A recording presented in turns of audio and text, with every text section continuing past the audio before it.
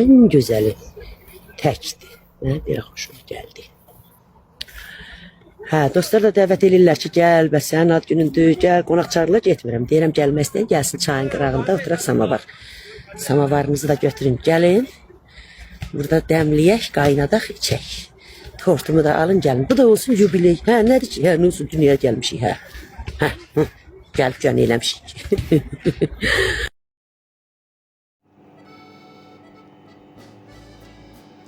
Müğənni Fədayə Laçının 50 yaş tamam olub.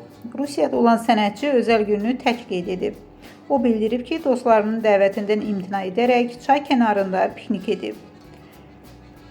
Sevənlərimə canım fəda, sevməyənlərim də izləsinlər, infaq keçirsinlər.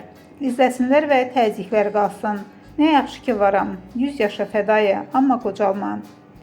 Kreativ ideya, 50 illik yubileyimi belə qeyd etmək qərarına gəldim. Çayın kənarında təkcə oturdum. Ən yaxşısı budur deyə Fədayə Laçın paylaşımında yazıb.